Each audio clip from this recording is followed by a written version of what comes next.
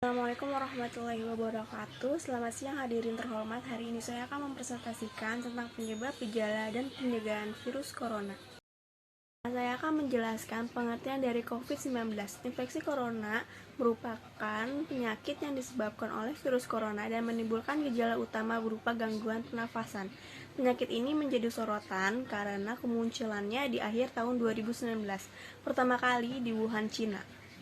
Lokasi kemunculannya pertama kali ini membuat coronavirus juga dikenal dengan sebutan Wuhan, Cina atau Wuhan virus.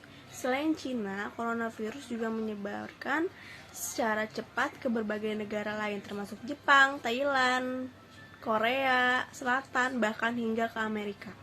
Saya akan menjelaskan penyebab virus COVID-19.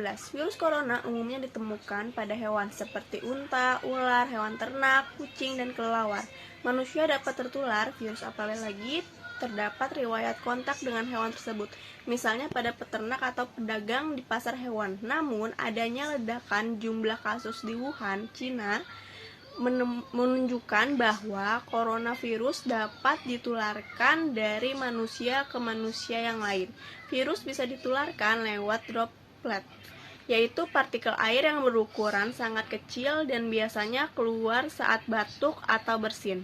Apabila droplet tersebut terhirup atau mengenai lapisan kornea mata seseorang, berisiko untuk tertular penyakit tersebut. Lalu gejala COVID bervariasi mulai dari flu biasa hingga gangguan pernafasan berat menyerupai pneumonia. Gejala COVID yang umumnya dialami mereka yang mengalami infeksi COVID adalah: pertama, demam tinggi disertai menggigil. Yang kedua, batuk kering. Yang ketiga, pilek. Yang keempat, hidung berair dan bersin-bersin. Dan yang terakhir, nyeri tenggorokan dan sesak pernafasan. Bagaimana cara mendiagnosis COVID-19? Infeksi coronavirus umumnya diketahui melalui gejala dan pemeriksaan fisik yang dikeluhkan oleh pasien. Setelah itu, dokter akan melakukan sejumlah pemeriksaan penunjang untuk membantu menegakkan diagnosis. Pemeriksaan penunjang tersebut antara lain adalah pemeriksaan darah lengkap, pemeriksaan pembekuan darah, fungsi ginjal dan hati, serta pemeriksaan virologi. Selain itu, spesimen dari hidung dan faring atau tenggorokan pasien pun akan diambil dengan teknik swab.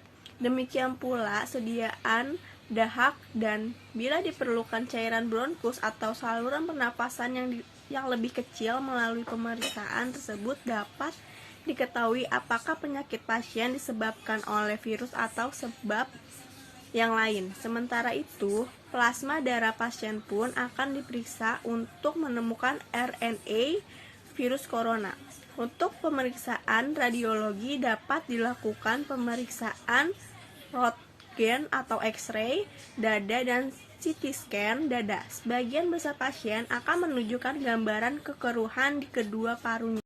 Setelah itu ada komplikasi COVID-19. Pasien yang terinfeksi COVID dapat mengalami gejala gangguan pernafasan seperti pneumonia berat, seperti demam tinggi dan sesak nafas.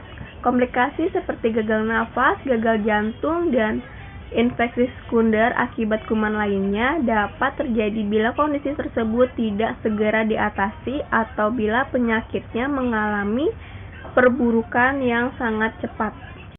Lalu cara pengobatan COVID-19 adalah penderita yang terinfeksi virus corona akan menerima terapi yang bersifat sportif untuk mengurangi gejala, misalnya antipirektik untuk menurunkan suhu tubuh dan cairan untuk mencegah dehidrasi, serta terapi oksigen pada pasien yang akan mengalami sesak nafas pada kondisi yang sangat berat.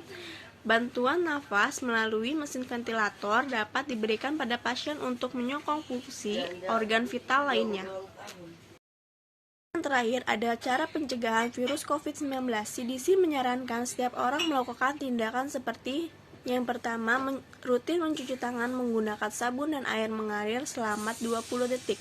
Apabila tidak memungkinkan atau tidak tersedia air dan sabun, bersihkanlah tangan kalian menggunakan pembersih tangan berbahan alkohol. Yang kedua, hindari menyentuh hidung, mata, atau mulut, terutama bila tangan masih kotor. Yang ketiga, hindari kontak dengan orang yang sedang sakit. Yang keempat, tetaplah di rumah bila Anda sedang sakit. Yang kelima, tutup mulut dengan tisu atau dengan menekuk siku saat Anda batuk dan bersin. Yang keenam, hindari kontak mata dengan hewan ternak secara langsung. Yang ketujuh, hindari berpergian terutama ke daerah dengan kasus infeksi COVID-19. Yang ke-8, hindari mengonsumsi daging yang belum matang sempurna.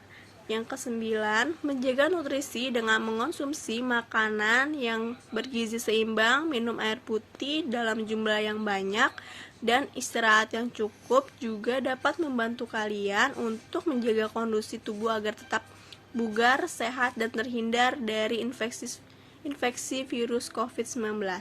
Sekian presentasi yang dapat saya sampaikan, semoga bermanfaat bagi kalian semua. Kurang lebihnya mohon maaf jika ada salah kata. Terima kasih. Wassalamualaikum warahmatullahi wabarakatuh.